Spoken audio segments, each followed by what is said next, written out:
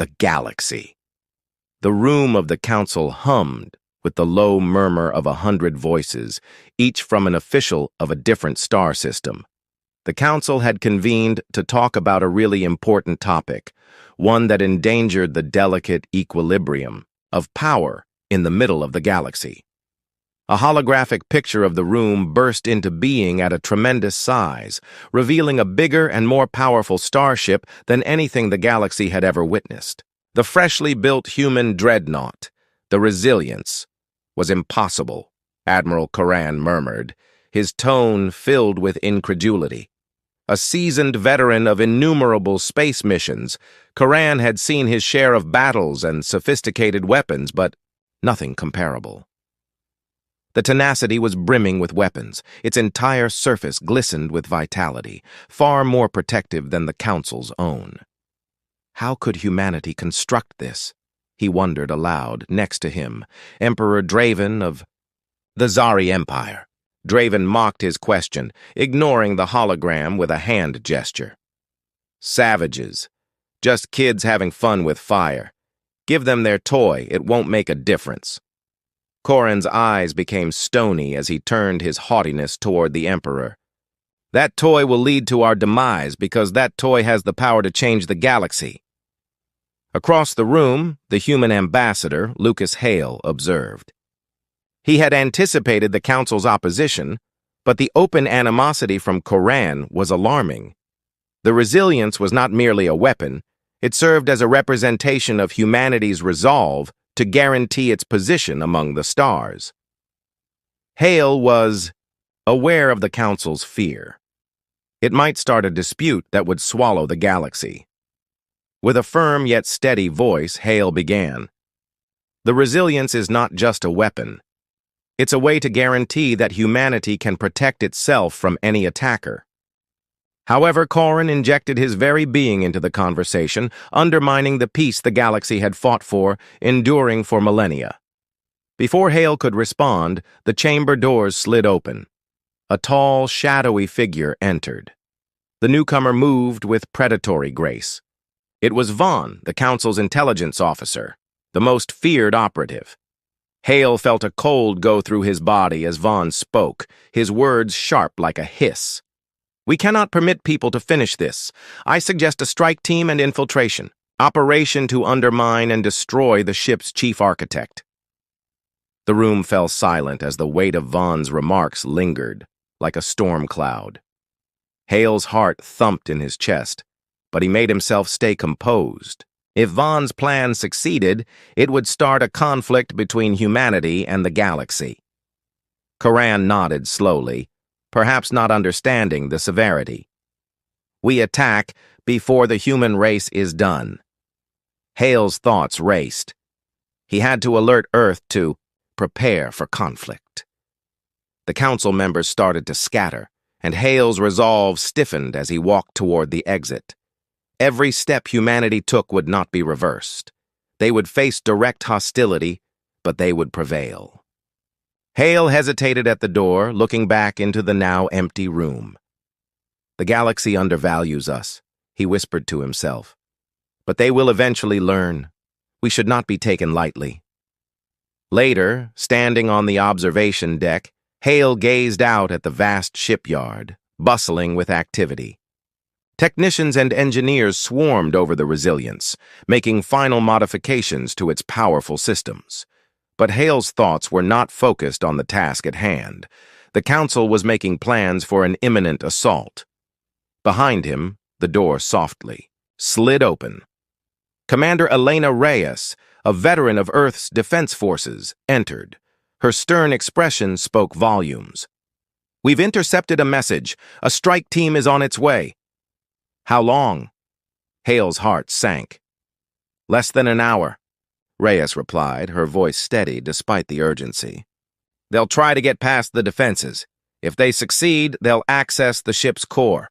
We must stop them before they get there. Hale's mind focused sharply. We need to reinforce the core now. He inhaled deeply. This was it, the moment that would decide the fate of humanity. Hale rushed through the hallways of the Resilience, passing groups of Marines preparing for battle. The automated turrets hummed to life as they rotated in readiness. He quickened his pace, reaching the entrance to the core chamber. The doors slid open with a hiss. Inside the core chamber, energy flashed through the conduits and intricate machinery lined the walls. Hale swiftly reached the central console, displaying a holographic image of the ship. Red blips appeared on the screen, highlighting the points of entry for the strike team. They were swiftly navigating through the lower decks, making a direct route to the core. "Seal off the access points!" Hale ordered urgently. The ship's AI obeyed, restricting the invaders to a narrow corridor. But the blips kept advancing, persistent despite the ship's countermeasures. They were good. Commander Reyes's voice crackled through the comms. "They're at the last intersection. If they break through, they'll be at the core." "Understood," Hale responded, rerouting power to reinforce the shields. The tension in the ship's weapon systems was palpable. Every second dragged on. Suddenly, the sound of gunfire echoed through the hallways. Hale's heart pounded as combat began. This wasn't just a battle. It was a struggle for humanity's survival. The blips drew closer to the core, signaling danger that could spell disaster. Finally, Reyes reported in a relieved voice, "Course secure." "We're victorious for now," Hale said, his body relaxing. But he knew they would return. The Council wouldn't stop until they had destroyed the Resilience. Later, in the war room, Hale reviewed the damage report, his face etched with strain. "We must get those systems back online before the Council launches another strike," Reyes urged. "They're impatient," Hale clenched his jaw. "I know, we're working on it." "We may not have the time we need." Hale stopped to look at Reyes. "Any updates from Arland, the president of Earth?" Reyes responded to the Council's admonition. She has expressed this clearly by crossing her arms. "Any additional hostility will be treated with complete reprisal." The Council is contemplating reprisal. It's the next step, yet they're not supporting down the fists of Hale's hands.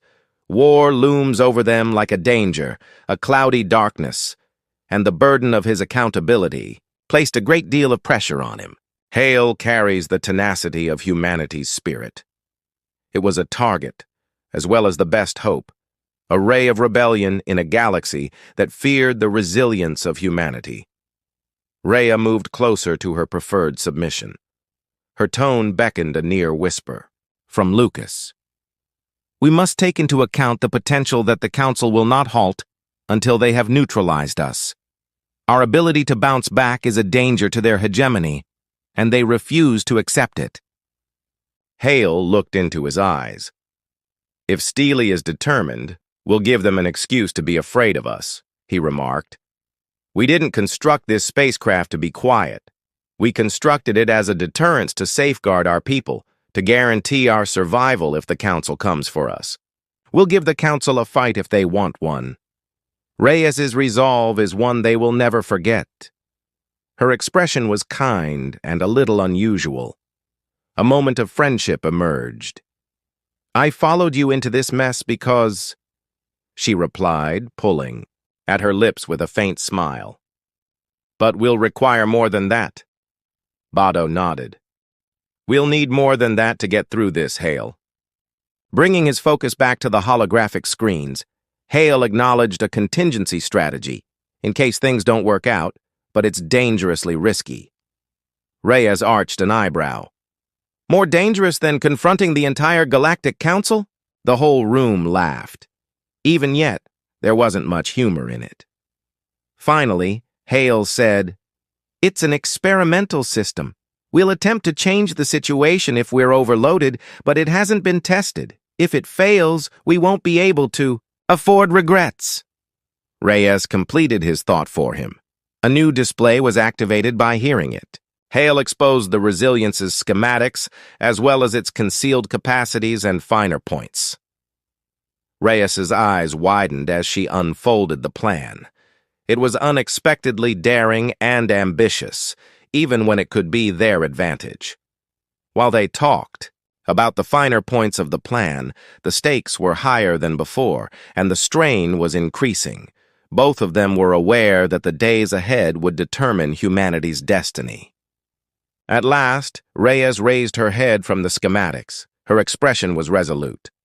"It's a risk, but it might succeed if we're willing to go down with a bang." Hale nodded, his determination strengthening. "Get the ship commander ready. When the council arrives, we'll be prepared." There was silence in the war room as they discussed. A last glance revealed that they were outgunned, outnumbered, and in danger of conflict, but they were far from vanquished. The Resilience was not merely a vessel. It represented humanity's unwavering spirit. It was evidence of their aversion to being brought under control, and as the ship systems hummed back to life, Hale knew that the Council might have underestimated humanity. Soon, they would discover that Earth wouldn't collapse without resistance. The tenacity lingered, a lone sentinel in the emptiness against the size of space and all the systems on board. With eagerness, the dread buzzed as even the ship itself anticipated. As Hale stood on the bridge, his eyes glued to the primary screen that monitored the fleet of the Galactic Council, the overwhelming quantity of enemy vessels was staggering. Lieutenant Ashcroft's voice was tense with the stress that took hold of the bridge. Hale nodded his head. A tornado of computations and tactics swirled through his mind. The Council had thrown everything they had at Earth, with the intention of breaking humanity's will once and for all.